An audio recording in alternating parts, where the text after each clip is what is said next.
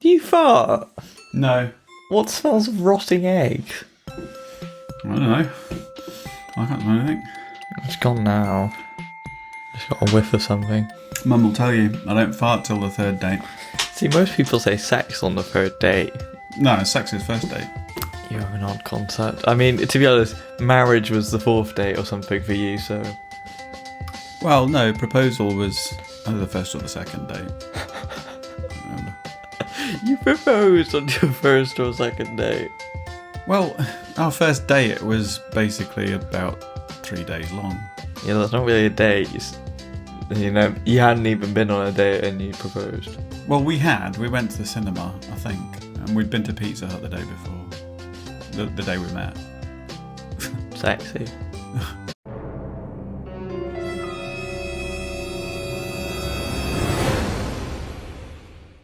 Hello Internet, I'm Firebolt. And I'm the Orbiter. Meow!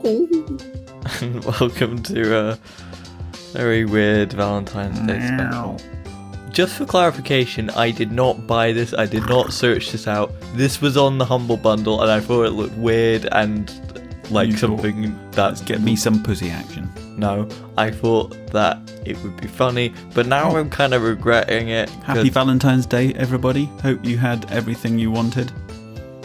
If you can't your tell loved one. from this delightful image, this is a dating game based around cats. And I'm playing it with my dad. Yeah, but you got to get in character. Honestly, your role play's kind of Don't ineffective. say it like that. You've seen Avatar. What? You've seen Avatar. You're not you're your character. It's still weird. You're weird. The game's being really laggy on our end, but I don't think that. Oh, it's a leap year. It is. Do you know what that means? It's an extra day. Well, not really, but On the 29th of February, traditionally, women are allowed to propose to men. what? Historically, it was always the man's job to propose to the woman, but apparently on leap years, on the 29th of February is the one day every 4 years that a woman is, by social etiquette, allowed to propose to a man. Okay. Just some fun facts for you there. That's tradition for you. Which I'm assuming needs a scientist. These aren't and there's some- cats. No, we play as a human who's into cats for some What, reason. literally? Or maybe, it looks like they're all like wearing lab coats, so there might be some sort of experiment gone wrong where they get turned into cats. Oh, I see. Or Have you actually played this? maybe they just make sentient cats. I don't know. I'm just guessing. You don't know you've played it, if you've played it. No, I have not played this. You haven't? Oh, it's a first go. I. You're a perfect date virgin. This is something that I'd want to actually play for enjoyment. This is for you guys. Oh, right. So you thought, this looks like the sort of thing I would like to try with my dad in public the first time I play it. When you put it like that, that's On Valentine's Day. But it's just a weird game, and I thought, yeah, let's put that on the calendar because we had nothing else planned. Right, which of these perverts do you want to be? I'm going to be a lady. Well, I think we're one character. Oh, well, both. Oh, right.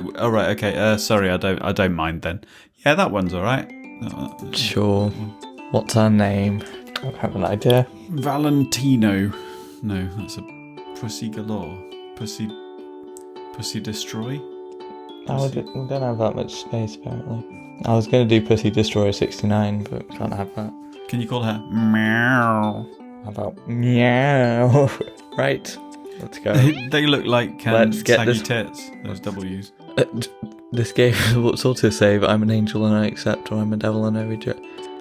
I'll accept it. I don't think I'll have to come back to this, but I'll accept autosave. You just meowed. Chapter 1. I'm scared. Who's reading this? I guess I'll sing it. Sing it? Go on then. Go on, sing. I won't sing it. Sing. No. Oh, you said it now. I'll say it. Should I be the character and That's not what it says. you can do other voices? Okay, you're the narrator, are you? I guess, but I think this is the character. Other thing. voices, alright, okay. Right, okay. So if anyone speaks, I do that, yeah. I'm not sure how long we've been sailing, but it feels like forever. I'm not feeling too well now, so it's a huge relief to hear the deck lad shout. Island approach! Make yourself ready! I'm finally here. When I applied last month, I was just another broke student, living off baked beans, and I didn't really think I had a chance of being accepted to be part of the prestigious Cat Island research team. Oh dear. Yet here it is, the little black dot in the distance, growing bigger by the second. It's the infamous Cat Island, the place I will call home for the next few months. Oh, I can do innuendo meows. My heart momentarily skips a beat. Yeah, but it's probably going to be literal. What if there's been a mistake? What if I accepted someone else's application and accidentally sent the offer to me? I rummage about in my bag until I find the papers. Do you want to do this? Okay. DPRI. What? DP Corporation. What's funny about that? Dear Meow, we are pleased to be able to offer you the position of research assistant to Professor Purrfect at our research facility on Cat Island. The position will be for an initial period of 8 weeks. Your contract will be sent separately. We look forward to working with you. Yours sincerely, Professor Purrfect, PhD, BSc on DPG. Okay, this it's no mistake. No, that does feel like a mistake. This feels like a mistake. That's my name right there in the top left-hand corner. And there's his name at the bottom. The genius behind this whole operation. Professor Purrfect, science genius, and my new boss. Please, none of you write fanfic about this, okay? I know Craig's a pervert, but I expect more from the rest of you. I look up from my papers to see dry land rapidly approaching before us. It seems to be surrounded by a huge barrier of impenetrable black rocks. That face in there is me that you're making. I didn't realise I was making one. I'm just smiling. As we get closer, we're not slowing down. I begin to worry that we're going to crash into them. Then, at the very last moment, we take a sharp turn to the left. Suddenly we're sailing smoothly towards a jetty through an opening in the rocks. I blow out the breath that I've been holding and break into a smile. I think this is me talking to... Nicely done. No, wait, that is us, so I'll do that. Nicely done, Skipper. The ferryman comes out from behind the steering wheel, ignoring my attempts at camaraderie, and shouts rather brusquely. Take all your belongings. We won't be back for days, so don't leave nothing you'll need. Jesus. Aggressive? Thank you. Assertive. I smile weakly at the ferryman and his son and pick up my bags, ready to disembark. We glide seamlessly up the wooden jetty, and the son leaps ashore to tie us off. He's greeted by a bulky man in a uniform, who I take to be a security officer of some kind. Joe! Why is he Welsh? Sir, caught your mouse. Your voices are changing quite rapidly. And then he laughs loudly, as though he's in... Shut up! As though he said the funniest thing he's ever heard. It's very disconcerting. The security guard remains surly and turns his attention to me. Is this a security guard? Yes. Let's be having you then. Oh, sorry, wrong one. Let's be having you then. Oh, I don't know what they're called. I can't remember. Let's be having you then. That's the Welsh one. It wasn't meant to be. Well, Joe, the way that you said Joe sounded Welsh. He holds out his large hand, which I assume is an offer to help me off the boat. But as I reach out to take it, he snatches it away, throwing me off balance so I almost fall over the side. What a great start. ID card? Oh, I see. Of course. I reach into my back pocket and hand over the laminated card I was given on the Why are mainland. you reading this out like it's some kind of porn novel? I wonder. Is that what this game is? I don't know. They I look hope like not. cats in bondage. I did just quickly check to see if there was a no nudity option. There wasn't anything, so I'm hoping there's no nudity in this game. If there is, I will cry and probably never show my face in public again. Though, aren't they? No, please don't. Let's hope we don't get to that stage. He barely looks at it before striding off, grunting over his shoulder. You don't have to do sound effects for... No, but it makes it more interesting. This way.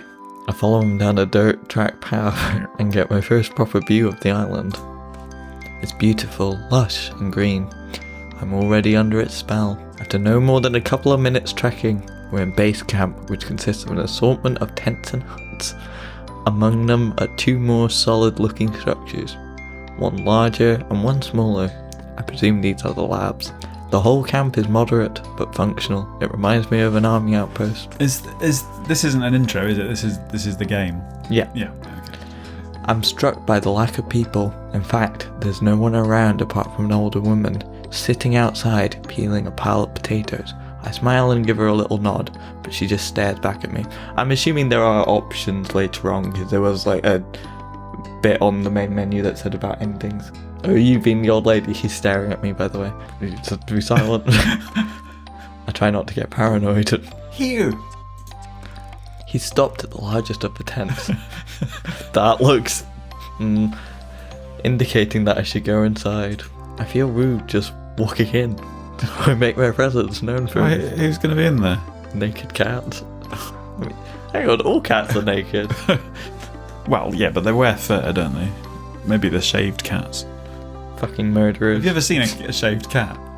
I have. It's disturbing, isn't it? And I believe I saw a cartoon one on the front, like the Steam page for this game. Oh dear. I don't think there are any nipples though. Cats have. I think he was wearing clothes. Hello? A firm but friendly voice calls out. Come. I walk in, and there he is, hunched over some documents.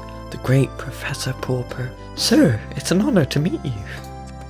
Yes, you must be Meow. Come on in, my dear. Glad to have you on board. Good journey. Well, long. Yes, indeed. We're rather tucked away here.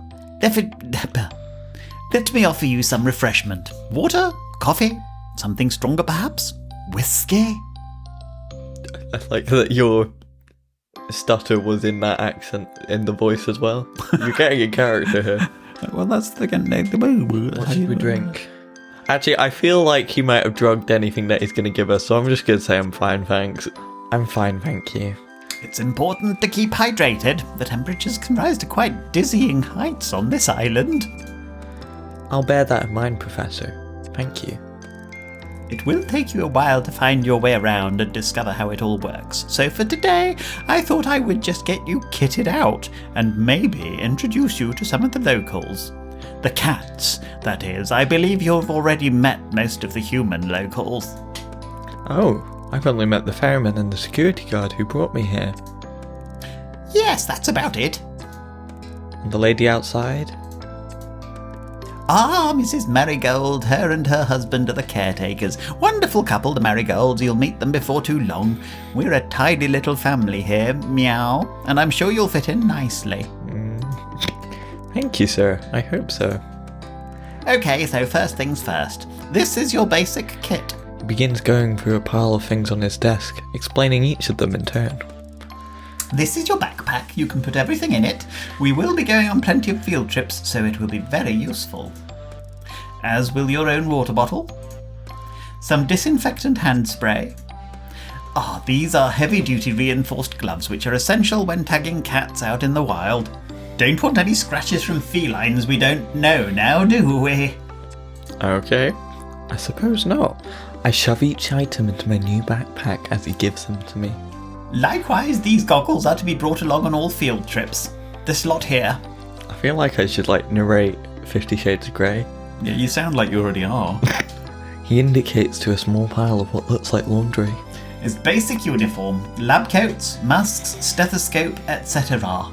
Portable first aid kit, camping knife with all tool attachments. Finally, and without doubt, most importantly, Oh dear. this. He holds something that looks a lot like a mobile phone, except it clearly isn't one. This is your catalogue. Catalogue? Yes, the name comes from its earliest version. It was initially designed to record and store data on the cats, scan them, and log their details. But as you see, we've come a long way since then. Now you can use it to communicate with the rest of our team. I've added everyone's contact details for you, listen to music, take photos. There's even a pen that comes with it to insert microchips into the back of the cat's necks so that we can keep track of them. It is a very valuable piece of equipment, Meow, and I need you to protect it above all else. Do you understand? He is looking me directly in the eye and clearly expects a response. Yes, sir, of course. I will look after it. Good. You'll get to know all the functions as you go along, but for now I suggest we take a stroll out and see if we can't find a few friends to introduce you to so that you can try it out. He hands me the gadget. I feel a bit nervous taking charge of it. But also, really keen to have a go. You just sound like a really sickly old cat there. I feel like one. We head down to the beach, the professor explaining things as we go. The mixture of terrain on Cat Island is quite unique. Even in such a relatively small area, you'll find forests, mountains, jungle, beaches, woodland, all of these different geological and ecological zones in one place. It really is most remarkable. It certainly is. Even the lack of wildlife is in itself quite remarkable. What do you mean, Professor? Well, put simply, there is a type of force field that surrounds the island, disallowing anything to enter. You mean literally anything? Absolutely. No birds, fish, or creatures of any kind can penetrate it. Forgive my lack of intelligence on this subject, but, we're here. The professor lets out a disconcertingly loud laugh. Ah, I see what you mean. Well, there is of course one small break in this invisible wall, and that is where we built the jetty. But let's not get too bogged down in all this right now. What you do need to know is that basically the island is shaped like a peanut. He has picked up a nearby stick and draws a simple map in the sand. This, our end of the island, is very well known to us now. We've been researching here for many years. The other end is not so familiar to us. We have encountered difficulties that have hindered our progress in the region. Oh. What type of difficulties, Professor? I think that was intentional. Yeah. Well, I was a little worried at first that something had gone wrong, but no. Well, we're not as sure as we'd like to be. What I can tell you is that the environment has an adverse effect upon humans, inducing nausea at the very least. And at the worst? Fainting, migraines, possible nerve damage. Gosh, that is serious. As I say, it's best to keep away, but let's not go into all that now, my dear. You've had a long day. For now, let's just say that we refer to the far end of the island as the danger zone, with good reason. Wow. I must ask you not to put yourself at risk by venturing beyond this mountain range here. He refers to the map once more, drawing a line just past the centre and an X through the end section. There are wild, aggressive cats out there. I wouldn't want you getting too close to them. Wow. Unlike our lovely fellows closer to home. Meow. He has led me to a spot where a few cats are lounging about. What do you say we try out your catalogue now, meow? He stoops down and picks up one of the animals, a disgruntled looking cat who is sleeping under the shade of a palm tree. The cat's let out a displeased mewl, but it doesn't struggle, its large body billowing with long orange fur. Just sort of hangs in the professor's arms in lazy resignation. I'm getting disturbed by your reading. Would you like to have a go at scanning this delightful chap? I find the on switch and somewhat timidly activate it. The gadget immediately comes to artificial life, emitting a boop boop boop sound of a red pulsating light. Meow. I select the app labelled Cat Scan and it loads instantly. There's no delay on this thing. The professor holds the cat towards me with arms outstretched. I'm sure he said the scanning chip is implanted in the back of the neck somewhere, but it's difficult to find this one's neck amidst the thick cloud of fur. Yep. I blow to make a parting and press the catalogue to his skin. It's a bit like scanning groceries in the supermarket where I used to work. That should do it. And he plops the marmalade Tom back into the shade. Sure enough, upon withdrawal, I find the cat had been successfully scanned.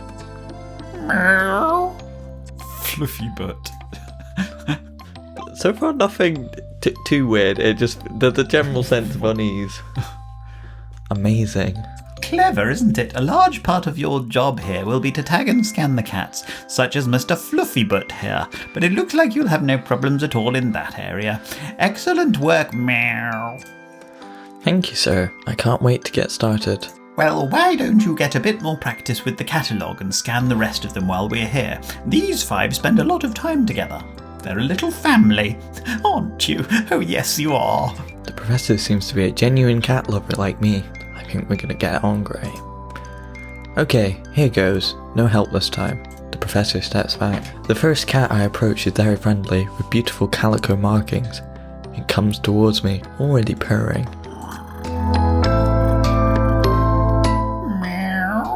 That could get confusing. Next is an elegant, sleek, hairless cat, sitting gracefully in the sun. She doesn't pay me much attention and allows me to scan her with minimal fuss. Snooty booty.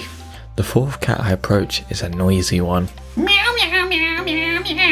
This is just scanning cats. Less weird than I thought, to be honest, but... So far. And finally, the one I've deliberately put off until last. He's been skulking around the edges of the activity, eyeing me suspiciously, as though he could pounce at any moment. I laugh at myself, already projecting personalities onto these animals. That looks like someone you'd see down the pub. All done. I hope you enjoyed meeting some of the locals. The professor lets out a little laugh. I have a feeling you'll get to know them quite well in time. That's probably enough for your first day, don't you think? It's quite a lot to take in. I'm suddenly exhausted and grateful to be heading back to camp. I'm nervous. This is where it gets weird. Is it? I'm sure. Have you seen another review video? No, I just, it feels like once you go to sleep, you wake up as a cat and start. Oh, that would be fun. Would it? Is that just because you want to lick your own arsehole? Not again. I'm surprised you're that flexible. So was I.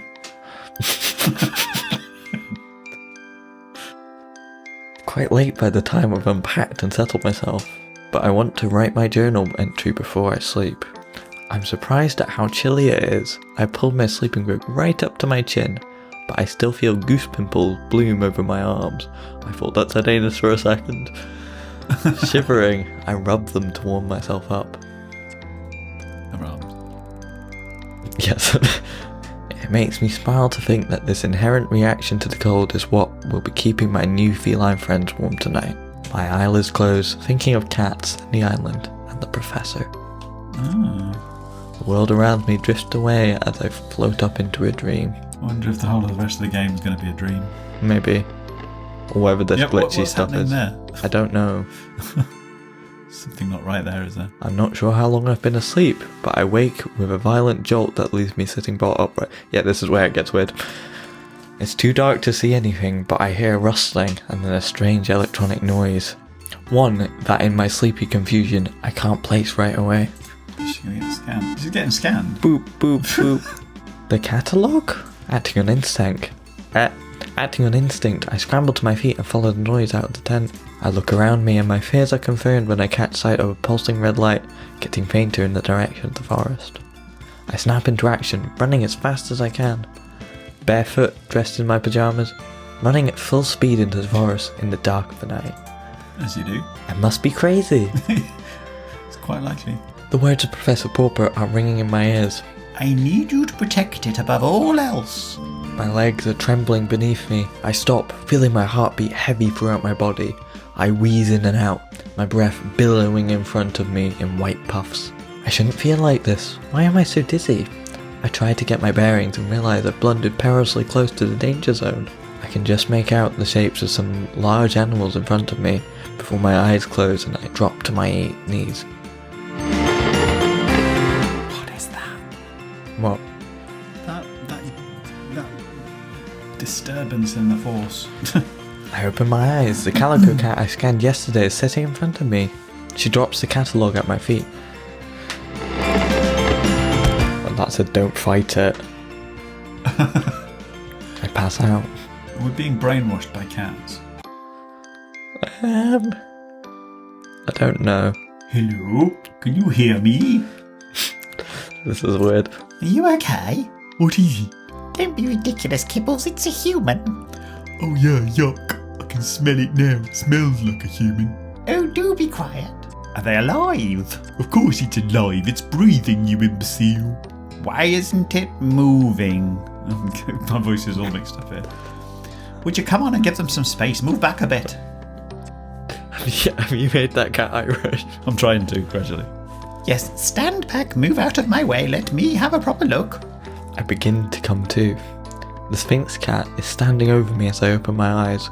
We stare at each other for a moment while I try to take in what's happening. Is this one defective? Oh, I feel sick. I'm gonna puke. The cats watch me intently. Am I going insane? Ouch, my head. What is it chattering about? They're scared and confused. Let me talk to them. Human, are you alright? You, I remember. You took my catalogue. Oh, but I gave it back to you. It's back in your pocket now. I tried to reach into my pocket and realised my hands are scratched to shreds. Ow, ow, ow, ow, ow. What's wrong with my hands? I tried to stand. Ow, ow, ow. My feet. What's happening to me? Yeah, I guess that's from all the climbing. I told you it wasn't ready for that. What's that? Ready for what? Its anatomical structure is far too delicate. I tried to slow it down. Yeah, Fluff, you try restraining a human who's that determined. It was like a margay. Its anatomical structure didn't seem that delicate to me. I was like a what? Doing what? You made your own way back to the beach. Okay, but that doesn't explain. I show my bleeding hands. Are you crawled, Kara? Kara? Who's Kara? That's not my name. It's a term of endearment. It's an Irish thing. Oh, he's Irish. It's inappropriate. Wait, I crawled? You sure did. Like a cat? Yup. All the way from the mountains? Like a bleeding mountain lion. Impressive. But why? Because you got the sickness. Shh. Maybe you should sit down, human. We need to have a talk. Possibly a long talk. Talk, yes, that's right. By the way, that's a female cat. Oh, sorry. Since when can cats talk? Oh, for goodness sake, since the dawn of time, how else do you think we communicate? Stop splitting whiskers, Major. You know full well what the human's saying. I think the revelation here, Kara, is that you can understand us. Yes, that too. Will someone please explain what the hell is going on here? Well, we don't fully understand everything ourselves. At least not all the details of how this works. Like Anne Widdecombe. I think being stood in a forest surrounded by a bunch of talking cats is about as much detail as anybody would want. I agree, and more to the point, we were rather hoping you would be able to help us. You are the scientist after all. What we do know is that the clock has started ticking for you. What do you mean? Well, there's no easy way to say this to you, Kara. You'll be catified. I'll be what?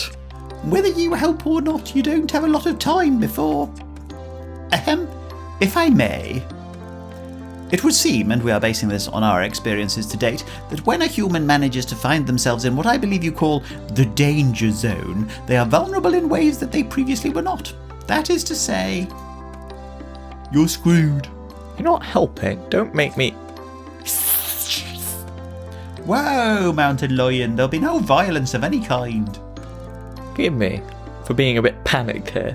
The vulnerability to which Snooty Booty was referring is simply put, if you are bitten or scratched by an elder cat within the danger zone, you will begin a process of change that ultimately will result in a full feline transition. No.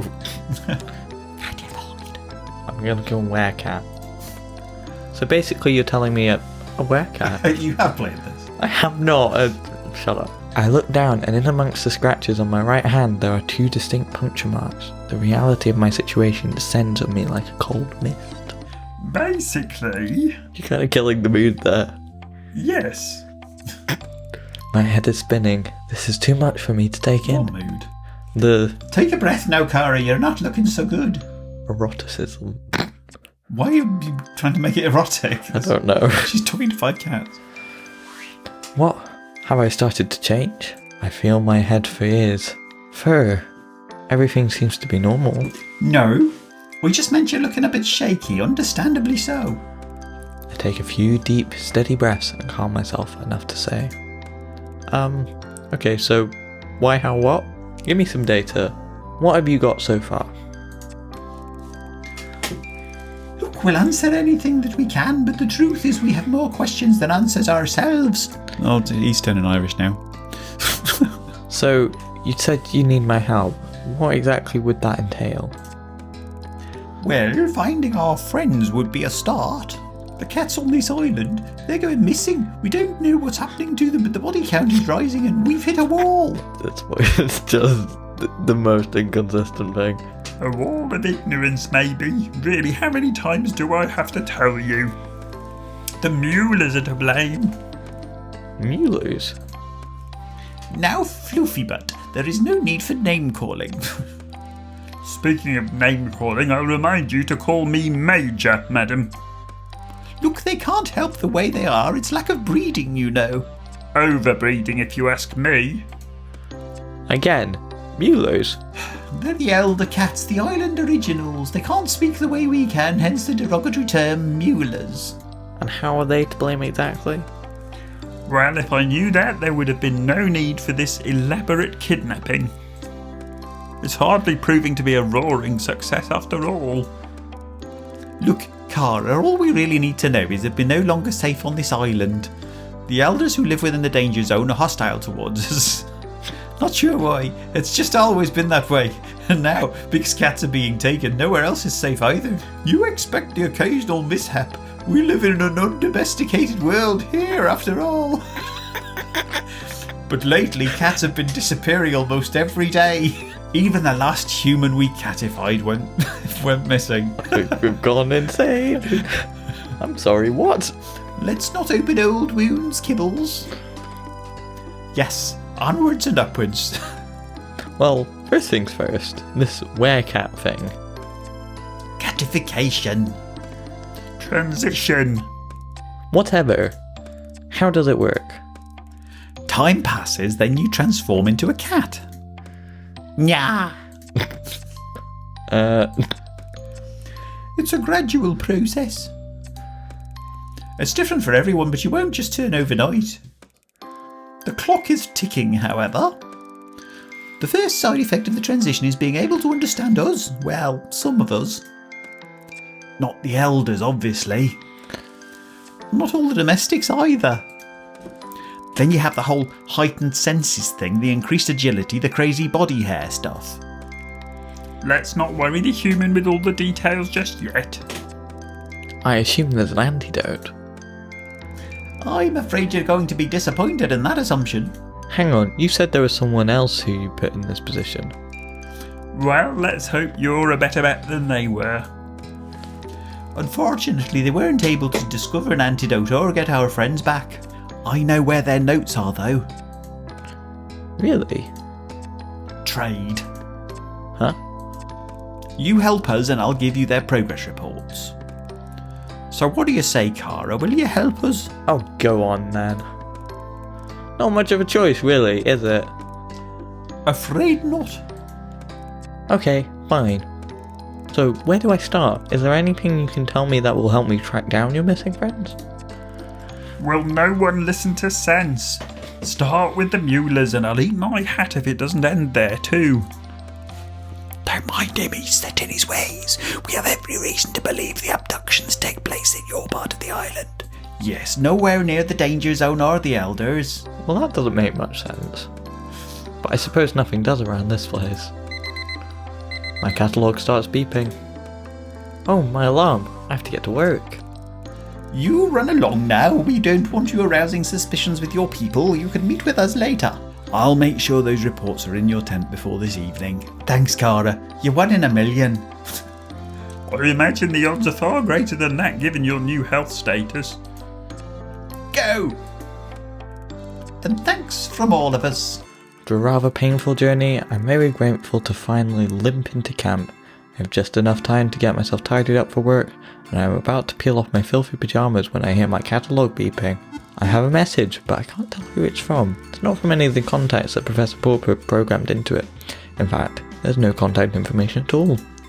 Unknown number, are you sure it is wise to trust everyone? Anyone? Who is this? I suppose that is me, so... Oh, sorry. Who is this? There's a lot you don't know. Think carefully about who you confide in. Before I can think of a reply, the messages are gone, and my catalogue has no record of them. I don't have any time to think about this right now. I need to get ready. As soon as I'm presentable, I head over to the lab. I'm 10 minutes late. Doesn't give a good impression on my first morning. Oh, meow. Good to see you. I was beginning to worry. Did you oversleep on your first day? I'm terribly sorry, sir. I think the travelling and all the excitement of yesterday... I take punctuality very seriously. He cuts across my apology. Not to worry, it's perfectly understandable. You'll find I'm quite relaxed about most things. As long as you get the work done, I don't mind what hours you keep. Thank you, sir. So, shall we get started? My goodness, what on earth happened to you? He's looking at the scratches all over my hands. Oh, I fell and tried to save myself by grabbing onto a bush. Meow. What a secret drinker are you, meow? Oh no, sir, I'm a bit of a lightweight, to tell you the truth. Just teasing. We ought to get those hands sorted out, though. They look pretty nasty to me. He goes to a tall metal cabinet in the corner and takes out a bottle and a cotton wool, begins cleaning and tending to my hands whilst he talks. For today, I'd like you to help me with a few tasks around the lab to get the hang of things, but from tomorrow, I'll let you make your own choices about how best to carve up your time. Of course, you are primarily here to carry out your job as my research assistant. However, try to make the most of your time on the island. Once your work is completed, we'll be saying goodbye. This really is a once-in-a-lifetime opportunity, so don't waste it all in the lab. Naturally, I need your help around here, but I'd also like you to get your hands dirty with some fieldwork. Make sure you spend time exploring the island. It's a beautiful place and there's a lot to see. Take the time to get to know the cats. A full understanding of their behaviour is crucial to our research. There is plenty to see and do, however you must be careful not to overwork. Take regular rest and relaxation. We don't want you to burn yourself out now, do we? I'll try to get the balance right. That's the spirit. So, there you are. He's done a first-class job on my wounds, and they aren't bothering me nearly as much. I spend the rest of the day with the professor, getting to know how the various pieces of equipment in the lab work, finding out where everything is, and learning some of the basic duties I will be performing routinely. By the end of the day, I'm exhausted and make my way to my tent. I'm about to flop down on my bed, and I see a package poking out from underneath it. It's the reports that Kibbles promised to deliver. The cats were right. The previous person barely made a start on producing an antidote. I'm gutted. I'm worried. What if I can't do any better? Will I just turn into a cat? I decide that's not an option and resolve to get going on my own research into it tomorrow. My instincts tell me that the cats will be a good starting point. I have a feeling they know a lot more than they're prepared to tell me. I need to gain their trust, see if I can't get them to open up a bit. I'm sure I'll make more progress if I focus on one at a time. I'm optimistic that one-to-one sharing will prove fruitful. It's a small glimmer of hope. Is this where we start dating, I don't know. Tonight, I'm not fit for anything. I can barely even write in my journal before I fall asleep. The first morning of waking up on the island, I'm so excited to discover what the day will bring. Should I jump straight into lab research, or maybe it would be wise to start investigating a way to help these cats and find a cure for myself? Perhaps a good starting point would be getting to know the cats a little better on a one-to-one basis. You know, like you do. Ooh, have we got Achievement. an achievement? Go for romance. It's Valentine's Day. Oh, I suppose. Who should I date? You know what? I don't really like that snooty Go booty. for McMurphy. Yeah. He seems like a laugh. Kara, wake up. Huh? Mummy? Is that you? Shh. Quiet, Kara. Come with me. I have something to show you, but have to be quiet. Oh dear. McMurphy? Yes, it's me. But it's the middle of the night. Ah, Kara, you're not scared, are you? Why would I be scared? Creeping around in a forest in the middle of the night? Don't worry, Kara. I'll be there to protect you. McMurphy, you know very well that there's a force field around this island, stopping anything from the outside getting in. Makes this a pretty safe place. Indeed. So the only things you have to worry about are the things that are already here. He leers at me with a mock snarl. Seriously, Murph, if you're the worst rat here, then this is the safest place on Earth. So come on, Cara, what are you waiting for? I follow the scraggy cat into the forest. The ground is wet and muddy, and I lose my footing a couple of times, but McMurphy is too determined to notice. Suddenly, he stops dead in his tracks. Here we are. Where is here, McMurphy? He ignores my question and starts digging into some mud and leaves on the ground. Almost got it. Could use a hand, Cara, if you don't mind. Get these leaves out of the way. That's it. Here we are. Okay. We keep digging until there's a fairly deep hole in the ground. My arms and nightclothes are covered in mud and leaves, and McMurphy looks like a bog monster in the darkness. Ta-da! Ta-da? Can't you see it, Cara? I'm not sure what I'm looking at. I always forget how useless human eyes are in the dark. Just reach into the hole and take out whatever you find. Oh dear. I reluctantly reach into the burrow and feel something hard and cold against my hand. I wrap my fingers around it and pull it out. I know the shape, but my eyes can hardly process it. It's a bottle. That's right, Cara. This is my secret stash. No one knows about it, not a soul. But I thought I'd share it with you. Thought we could have a kind of welcome to the island party for two. Where are we going to put that bottle? Secret stash? Is this booze? Of course they make the Irish cat a drunk. McMurphy lets out a wild laugh. That it is, Cara. You drink alcohol, but you're a cat. That can't be good for your body. It's not good for any bodies, but it does wonders for the soul, to be sure. Well, I suppose you're right there, McMurphy. I guess one little nip couldn't hurt. That's the spirit. I try in vain to get some of the mud off me before giving up and sitting down against a tree. A sodded McMurphy curls up on my lap. It takes a while to uncork the bottle. McMurphy keeps telling me to smash it open and that the shards of glass will only add to the flavour. But eventually I succeed, my way. I pour a little out from McMurphy into a leaf, and I self-consciously swig from the bottle, feeling a touch uncivilized. Ugh, McMurphy, what in heaven's name is this? Now don't worry about that, Cara. It's not about the taste, it's about the company. I hardly think I'm the type of person that you'd usually hang around with. Well, I usually hang around with cats, and they're not exactly what you'd call my type. I respond by widening my eyes as I take another swig from the bottle. Somehow it tastes less terrible the second time round. I find humans much more interesting. They usually have a lot to say, present company accepted.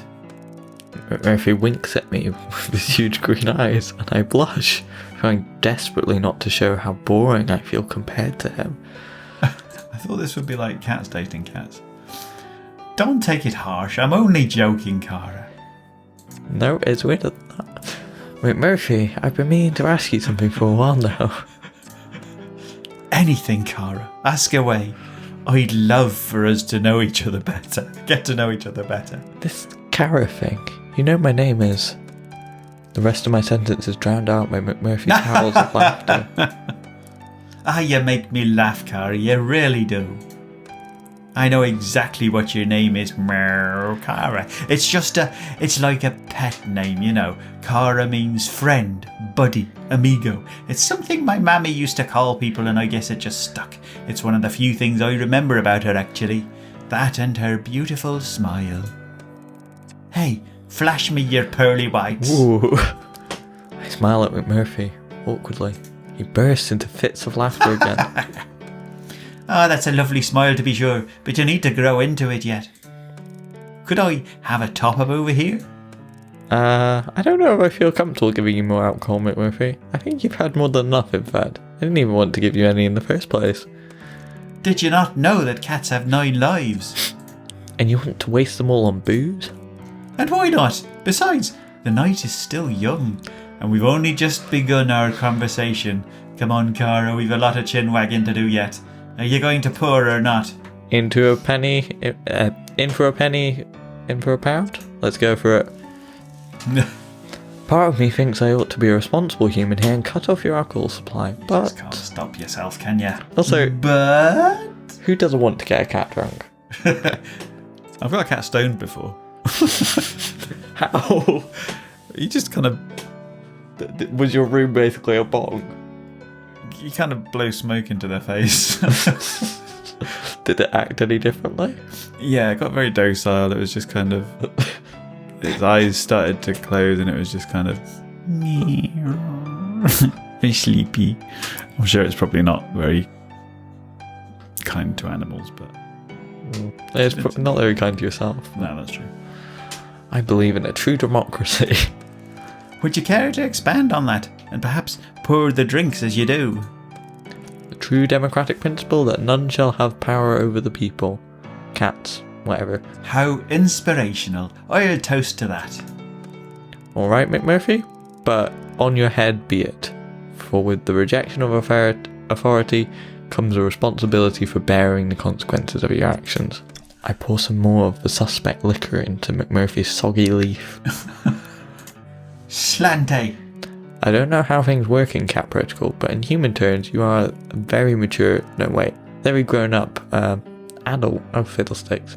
You're over a certain age, and as such, can take responsibility for your own choices. I like it. Spoken like a true libertine. Well, I wouldn't go that far, but I can shake my tail when I feel the vibe. I can't believe I just said that. This stuff is stronger than it looks. My proverbial hat is off to you. I feel disproportionately pleased that Murph has paid me a compliment. Say, Cara, you ever been in love? Here it comes. McMurphy, that second leaf has gone straight to your head. The cat smiles slyly. Ah, I'm going to take that as a yes. Are you still with them? Being asked by a cat, are you still single? Or whatever. Well, I was never technically with them to begin with. Ouch. Well, it's definitely their loss. Ooh. Oh, I don't think so, McMurphy. We never actually met. Ah, you're not saying you're one of those, internet stalker types, are ye? Them catfish that Kibbles tells tales of? No, McMurphy, gosh. It was Bowie, okay? I was in love with David Bowie, you know? Necrophilia now. McMurphy frowns and shakes his furry head. His eyes are so green, I can stare for 1,000 years, you know? Ah, that's a charming song. Oh, But I'm afraid I have no idea what's going on anymore. I thought that was talking to him, but maybe indirectly. Oh, come on, McMurphy. Everyone knows who David Bowie is. Red hair, lots of makeup, one blue eye, one brown eye. Well, I did know one sweet soul with a blue eye and a brown eye, but I can assure you they wouldn't be caught dead in makeup. McMurphy snorts. Well, what about you, McMurphy? Who's the love of your life? Don't have one, Cara. Never have, never will. I'm a lone wolf. I'm a free agent. I'm a big old yeti out in the mountains, all hairy and smelly and alone. For some reason, I find that very hard to believe, Mr. McMurphy. Fine, you're right. I'm a fool. A lovesick fool. I had my heart broken more than once, Cara, and each time hurt more than the last, I tell you. The thing is, though, Cara, I can't remember a thing about any of them. Any of what? I don't know. What were we talking about? David Bowie? Ah, that's right. So tell me, how the two of you met? Murphy, I think I'm drinking. What the hell have we been drinking? Ah, leave me alone. I haven't touched a drop. I think I'm gonna vom. I wake up in the forest with a half-empty bottle in my hand, and McMurphy is nowhere to be seen. Did I get ghosted by a fucking cat? How the hell did I get here? I can't remember a thing. I look at my catalogue. I swear we fucked a cat. Whoa, is it really that time? Crikey, I need to get to work.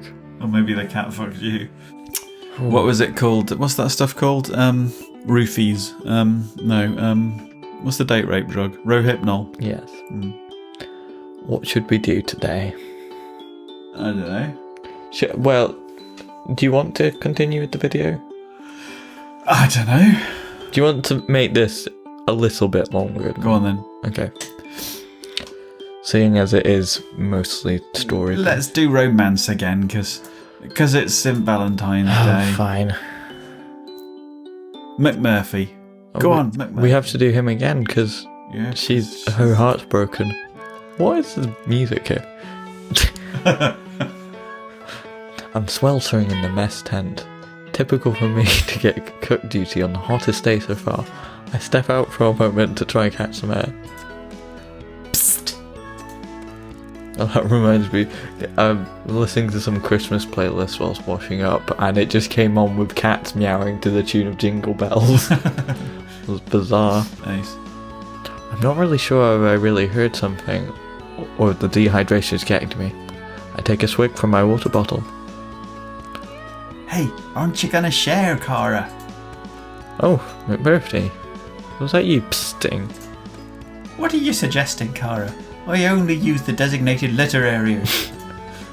Murph, you are incorrigible. You know exactly what I meant. Come on, Cara, never mind all that. We have work to do. I am working. I'm supposed to be cooking for this evening. I mean work of the adventuring variety. Oh, of course you do. Ah, come on, don't be such a bore. I'm sorry, McMurphy, but I can't. I'm very busy here. It's going to take hours to defrost and braise this meat from the mainland. Well, if you come with me, you may end up providing a much tastier dish in half the time. What do you say, Cara? You up for the crack? What are you saying? You mean I should just bunk off? That's the spirit. Strip off your apron and let's hit the trail. I can't just... What if someone comes looking for me? Leave him a note. Gone fishing. Maybe it's the heat, but I'm overcome with a moment of madness. Well, okay then, you wild Irish rover. I'm all yours. Ah, now there's a thought. What the fuck is that thing? Before I can answer, he slunk off into the thickening of the forest behind the clay cooking pits. I whip up my apron and follow behind. Wait, Murph, it's too hot to run.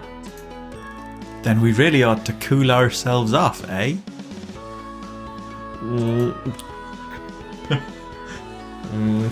He's led me up to the cliffs and without warning takes a running jump off the edge. I see him flying through the air and watch mesmerised as he cuts through the water. Oh no, McMurphy, are you okay? Don't panic, I'm coming. Meow. I kick off my flip-flops and shorts and follow him into the water. I'm surprised at how shallow it is and that I'm easily able to stand. Murph, where are you? I frantically search about, fearing for his safety, and suddenly feel something brush against my legs, making me scream out loud. What's that? I look down into clear water and see McMurphy speeding along the seabed like a shark, fast and sleek, and suddenly breaking up through the surface with something in his mouth. McMurphy, you can swim. What on earth is that thing? Oh my, it's a fish. I can see he's smiling even with the sprat in the way. You can fish? He spits the fish back into the water. There truly is no end to my talents, Cara. You can say that again, but I have so many questions, I don't even know where to start. Catch your breath, Cara. I know I'm exhilarating company, but you need to exercise a little bit of restraint or you'll be swooning on me next. Relax. The salt water is very buoyant. I copy McMurphy, and we both lie with our backs on the surface. It's very calming and tranquil, and I'm finally able to collect my thoughts. I realise I've not had this much clarity in a long time. This is so cool. I know. Trixie took me here first. Calls it the Ponder Pool. Oh, can you all swim then? I thought cats. Before I can even finish my sentence, McMurphy cuts in. It's a common misconception that cats can't swim. As you can see, it's another thing we excel at. So humble too. As Nana McMurphy used to say, if you've got a trumpet, blow it. You might want to apply that in your life. Meow.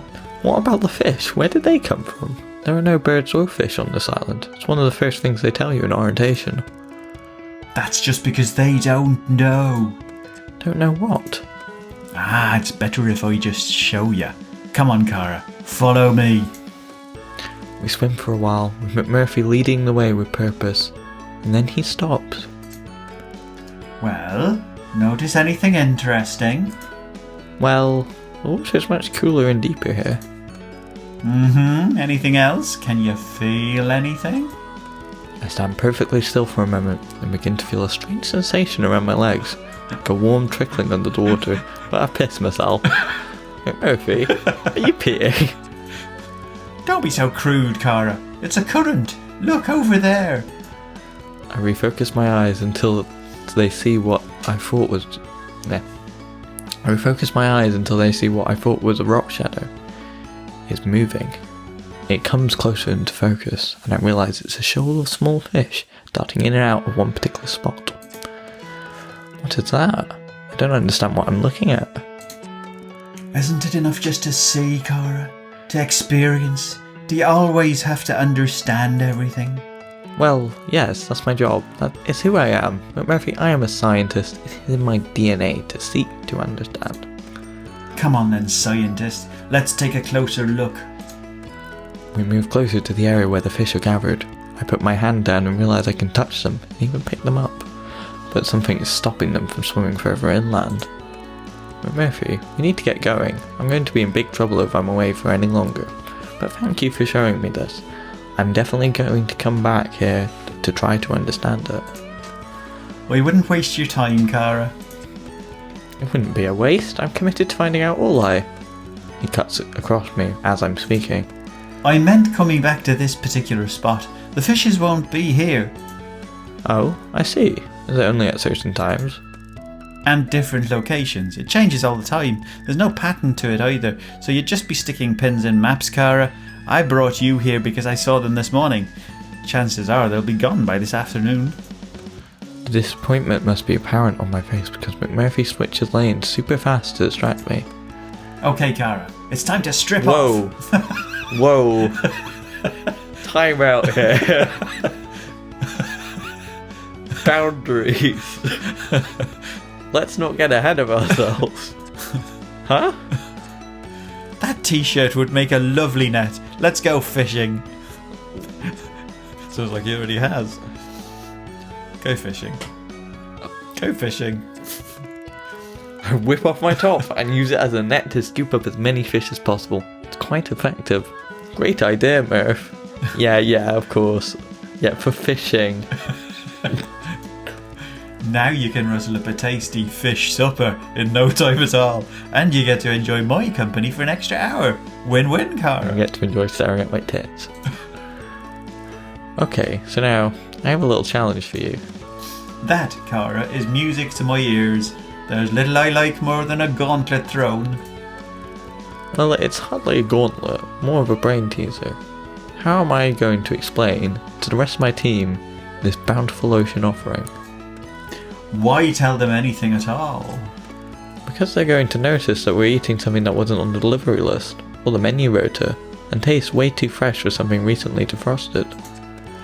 You worry far too much about things that really don't matter, Cara. I know he's right. I could do with loosening up a little. This is a pretty big dilemma, really. Maybe I ought to tell Professor Purrfect about this. What's the harm? Mac has stopped splashing around and looks me squarely in the eyes.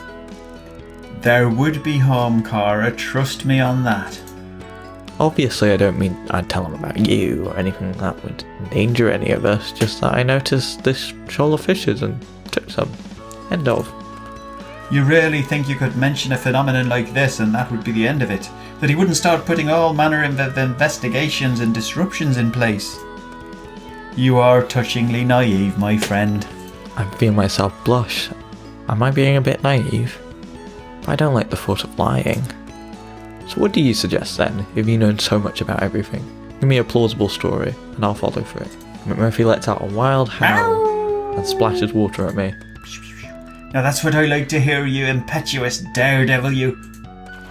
I splash him back, and a furious water fight ensues. We are making such a ruckus, I'm amazed no one comes to check what's going on. After a good 10 minutes of laughter and play, we run out of steam and float in the buoyant warm water. Let's hear it then, Oz. What's my cover story? It's a very simple case of brazen bluffing. Okay. Make a simple but delicious meal, and if anyone should ask where the fish came from, shrug your shoulders and ask the same question. It's all in the poker face. You remain completely impassive and ask the same question. Yeah, I wondered that too. Where Where did the fish come from? They're delicious. Really? Trust me, Cara, as a cat who is forever risking one of his 9, the simpler you keep it, the more they buy it. If they ask you where you got them from, you tell them the fridge. Simple. I feel quite giddy at the prospect of getting away with a ruse. Okay, Murph, let's gather the supper. We have an abundance in no time, and I haul my catch back to the kitchen in good time to make a tasty meal for everyone, and a little extra for my feline pals. Do you want to do any more research, like anything to do with that? No, I feel like if we were going to carry on, we should keep going with romance. Let's see if we can sex the cat. It's too beautiful of a day to be shaving. Shut up. It's too beautiful a day to be slaving in a hot lab. So when Murph invited me in for a stroll, it was easy to say yes. Not that I'd need much incentive to spend time with him. He's very engaging company. We've come to one of my favourite spots, where the cliffs sweep upwards above the blue water. Suddenly, and without any warning, McMurphy plunges over the top of the towering rocks. I run to the cliff's edge with my heart in my mouth to see what's happened. He's dead. And there is a sight I still haven't gotten used to. He is in the water, more otter than cat, waving me to follow. Jump, Cara, jump. Sure, the water's grand. McMurphy, I'm shocked by the shrillness of my voice. I hadn't intended it to be quite such a shriek. I was aiming for a stern admonishment. That's so dangerous. You could do yourself serious injury, or worse, from such a height. Oh, pish. Come on, Cara, or you won't get to see the little surprise I have in store. Oh dear. I feel salty surprise. You've already surprised me enough for one day. Ha! Which one of us is meant to be the pussy? At this, I'm filled with an indignance that takes over my body, and before I know it, I'm halfway between ledge and water, bracing for impact. This way! I'm still catching my breath as McMurphy's head disappears under the surface. My mind is saying, no, this is ridiculous. Get back to land this instant. But my body is following the Irish cat.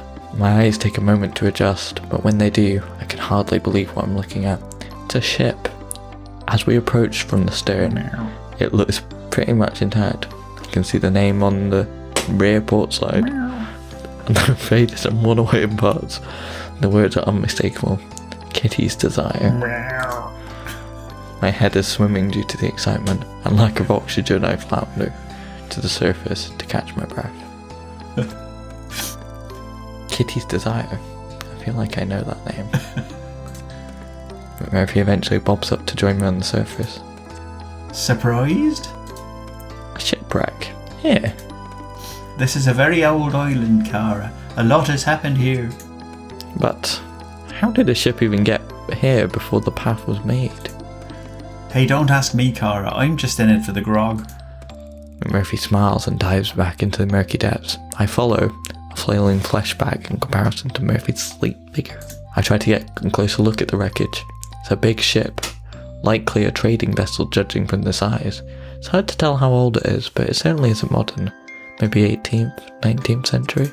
When we enter the ship from a huge hole in the stern, I realise that a lot of the vessel is actually on land, and it's obvious that it ran ashore after it was damaged at sea.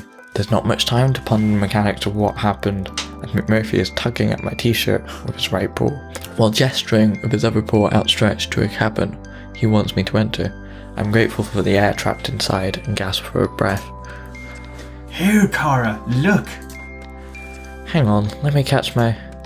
But he has already ducked into the next cell. How is he not out of breath? I realise his ability to swim underwater is unusually strong, but he barely breaks the surface at all. In here, through the hole. He sounds really excited. As I enter, I see why. In the centre of the cabin is a chest. It's wedged between the wall and a surprisingly well-preserved writing desk. The only thing preventing it from falling and being buried in the sand. I'm getting more and more, what's it called? MRSA? No, S&M. ASMR. ASMR. Not S&M. A treasure chest? I sound like a giddy child and I feel embarrassed, but Murphy joins me in my glee, and suddenly we're cheering and laughing together. Go on then, open it, Cara. Okay. What are you waiting for? The key? Does it need one? Well, of course it does. Merv, it's a locked treasure chest. Can you not just break the lock? Who do you think I am, Houdini? I don't know about that, but I do know you're a very clever scientist whose thirst for knowledge matches my thirst for grog, so you get yours and I'll go get mine. Moggy grins before darting into the next cabin, and I hear familiar clinking of bottles shortly after. I decide to try the lock anyway, while Murphy's getting his. I look around for anything I could leave her with, and I'm disappointed. Everything except the chest and desk must have been washed away a long time ago. We'll have to come back sometime with some tools to tackle that lock, Murph.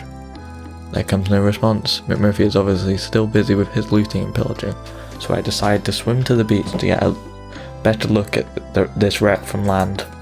When I can take in the scene properly, I can make out what looks like another large ship just a bit further down the beach. I can hardly believe what I'm seeing. One huge sea vessel finds its way to this island is strange enough, but two meeting the same unhappy fate is just more than my brain can process. The proximity of the pair would suggest a collision of some kind. Possibly the second vessel could have been a pirate ship. Maybe it was attacking the merchant vessel. I get the feeling I'm looking at the conclusion of a very interesting story here. I wonder why Professor Porper didn't tell me about it. Obviously he must be aware of the two vessels. My nose for intrigue has started to twitch, and I am burning to know more. I decide to take some of the debris, splinters, and small chunks of metal and pocket it for later analysis in the lab. When I am satisfied that I've thoroughly combed the beach for specimens and have salvaged anything of interest, I realise that I haven't seen McMurphy for quite a while. My heart stops and the hairs on my neck stand on end. How could I have been so wrapped in from work that I had neglected to keep an eye on my friend? McMurphy? I met with silence and still water. I run back towards Kitty's desire, my heart thumping in my chest. McMurphy! I jump in the sea and swim back to the stern of the ship. There doesn't seem to be any life around here. I break through the surface with a choke and try to call out again, but my throat is hoarse and full of salt water.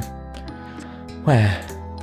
I catch sight of a shadow out the corner of my eye, worked up. crawling along the seabed. I dive under to get a better look and see instantly that it's the Irish cat, stalking and prowling as if he were on land. I quickly grab him by the scruff of the neck and drag him back to shore. McMurphy, you loon, what the hell were you playing at? I catch my breath and check on him, but he's happily rolling his back on the sand. Me? I was having a great time until you manhandled me with those big meaty paws of yours. Which, I don't know. let it go. Big meaty what? Charming, I must say. I'll have you know that I was very worried about you. And I fully appreciated Cara. Meaty paws. Murphy has started laughing. It's too infectious not to join in. Seriously though, Mac, that was some very impressive breath control. Didn't see you come up for air once. I think I get it from my mother, God bless her. I believe she had fantastic lungs.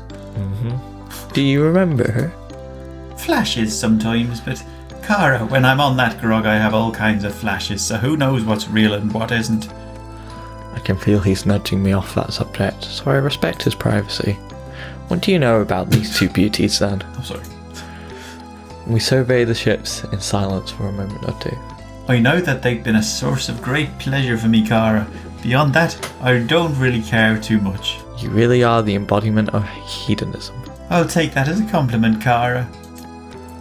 I can't help but laugh. You would. There's worse things in life than a little pleasure. True, but the little balance may be even better. And that's where you come in. Huh? You bring some balance to me, Cara. Whoa. You let me be me, but you help me stay safe. Oh, okay. Yes, I suppose so. You bring some spice to what might otherwise be a rather bland scientist's taste. Murphy's green eyes glitter in the sunlight. He throws me a wink. Come on then, swashbuckler. I need something to eat after all that adventuring. I'll walk you back to camp if you promise to save a bite for your friendly tour guide. That got a bit intense.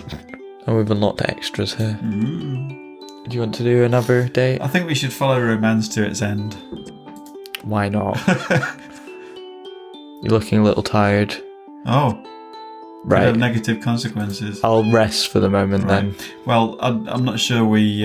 What? Oh, you use a heart every time you... Yeah. Right, okay. I sit in the position Professor Pauper taught me, legs crossed, back straight, resting lightly on my knees and fingers formed into loose circles with forefinger and thumb touching gently. I close my eyes and hear a rhythmic purring, slow and steady. My fur prickles at the sea breeze and my ears twist in the distant sound of feet on wood and seagulls crying in another faraway place. The smell of the sea fills my nostrils. The taste of salt fills my mouth. Meow. Knew that was coming. Meow. I begin to focus on my breathing and the rhythm of my heartbeat, allowing my mind to drift. As I take a deep breath in, the tide comes creeping toward me, as though I'm pulling it. When it's just centimeters away from my bare toes, I slowly release my outward breath to a count of 5 beats. 1, 2, 3, 4, 5. With each beat, I push the tide back into the horizon until it's almost touching the rising sun. Breathe in, 2, 3, 4, 5, and 2, 3, 4, 5, like yada yada yada. Drifting now without an attachment to thought, my mind free from worry and care. Let's get back to fucking a cat. Oh, we get full hearts. Yes. Cool. I thought we would just get one back. McMurphy's getting his treats on. As the sun is going down, I decide to retreat into my tent for the night. When I undo the flap, I see McMurphy curled up, asleep on my pillow. McMurphy, you're gonna get fur all over everything. Oh, hi there, Cara. You're back late, you rapscallion. Why are you in my bed? We all know why. Ah, come on now. We both knew I'd get in your bed eventually, didn't we? It's not happening. My hand reaches for the spray bottle, but McMurphy throws up his paws defensively. I'm an unarmed cat, Cara, and I actually came to give you something for good behaviour. Don't make me send it back now. Give me something? What? Ah, sure, now you're listening. I found something that might just interest ye. If it's more about grog, McMurphy, I can assure you I'm not interested in the slightest. I sit on the end of my bung and push him off my pillow, but allow him to stay on the bed. As he moves reluctantly aside, I can see a black corner poking out from under my blanket. What's that? Why don't you take a look? I eye him skeptically, nervous of what he's roping me into now. Tell me what it is first. Ah, will you just pick it up, Cara? It won't bite. I carefully reach for it and realise it's a small leather book, beautifully aged and yet seems to be in good condition. I open it as gently as I can, for fear that it might turn it to ash in my hands. On the first page, smudged and faded, but not destroyed by time or water, are the words: Captain's Log. I can't stop myself from gasping out loud. Oh, Murph, where? How did you find this? There's a lot you can find at the bottom of a bottle, or 12. Are you impressed? Impressed? Speechless. I could kiss your furry head. Well, don't let me stand in the way of you and your passion. Like, seriously, what the fuck is that face? I hardly notice he's still speaking, as I've begun trying to decipher the entries, and I'm instantly engrossed. 1789. The men are getting restless, and I begin to fear for the continued safe running of this vessel, my vessel, of which they are now in mind to take ownership. If my captain's instincts serve me right. Are you listening? Oh, sorry, what? I said maybe I should leave you to it then. Yes, no, wait, Murphy, tell me where you really got this from. Was it the treasure chest? No, Cara. Would you believe it? That thing was full of nothing but sand and salt water.